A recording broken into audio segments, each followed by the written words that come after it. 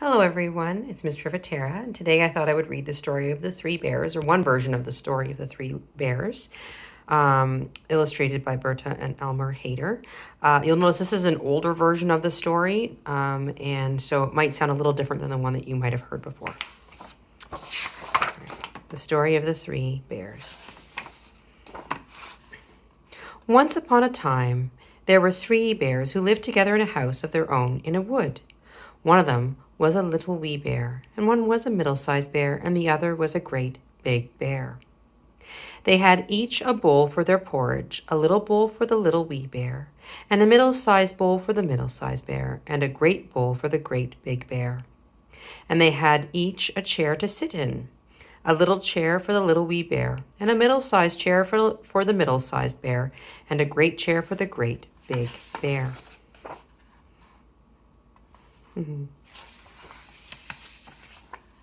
And they had each a bed to sleep in, a little bed for the little wee bear, and a middle-sized bed for the middle-sized bear, and a great bed for the great big bear.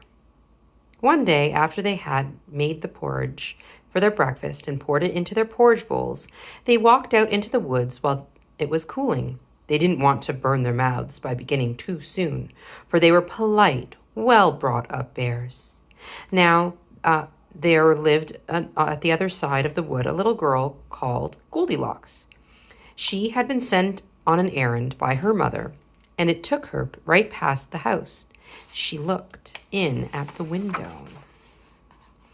Then she peeped in the keyhole. She was not at all a well-brought-up little girl.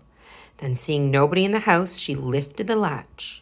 The door was not fastened because the bears were good bears, who did nobody any harm and never thought that anybody would harm them. So Goldilocks opened the door and went in. How pleased she was when she saw the porridge on the table.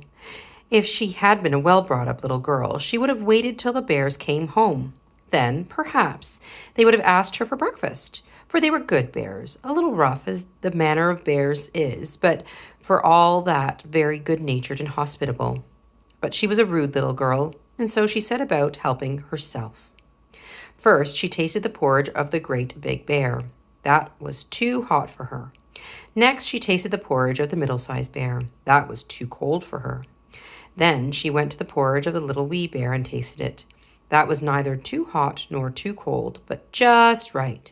She liked it so well that she ate it all up, every bit. Then Goldilocks felt tired, for she had been catching butterflies instead of running on her errand. So she sat down in the chair of the great big bear. That was too hard for her. Then she sat down in the chair of the middle-sized bear. That was too soft for her. But when she sat down in the chair of the little wee bear, that was neither too hard nor too soft, but just right. So she seated herself in it, and there she sat until the bottom of the chair came out, and down she went, plump upon the ground. That made her very cross, for she was a bad-tempered little girl.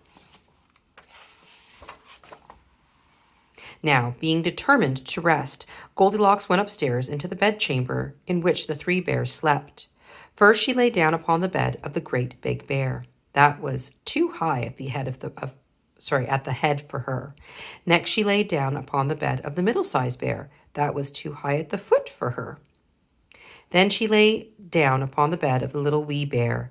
That was neither too high at the head nor at the foot, but just right. So she covered herself up comfortably and lay there till she fell fast asleep. By this time, the three bears thought their porridge would be cool enough for them to eat it properly, so they came home for breakfast. Now, careless Goldilocks had left the spoon of the great big bear standing in his porridge. "Somebody has been at my porridge," said the great big bear in his great, rough, gruff voice. Then the middle-sized bear looked at her porridge and saw the spoon was standing in it too. "Somebody has been at my porridge," said the middle-sized bear in her middle-sized voice.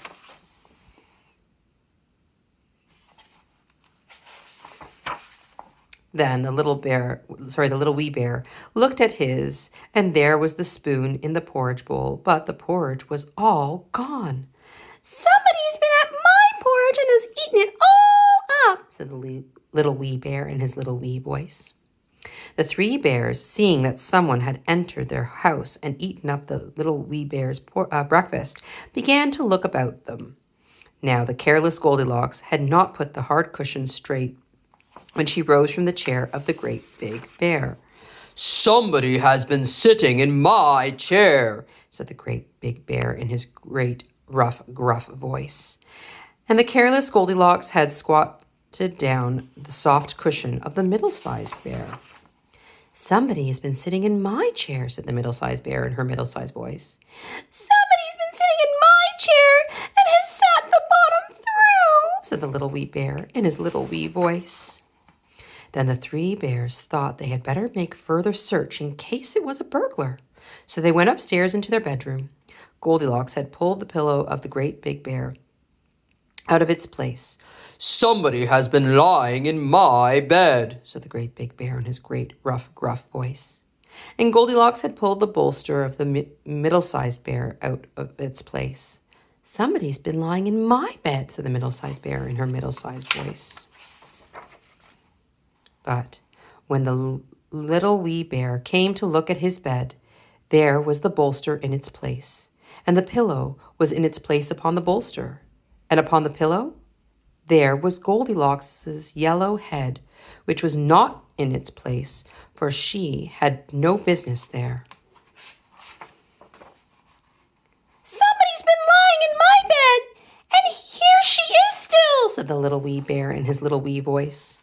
Goldilocks had heard in her sleep the great rough, gruff voice of the great big bear, but she was so fast asleep that it was no more to her than the roaring of the wind or the rumbling of thunder.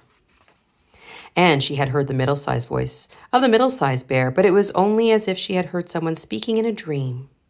But when she heard the little wee voice of the little wee bear, it was so sharp and so shrill that it had awakened her at once.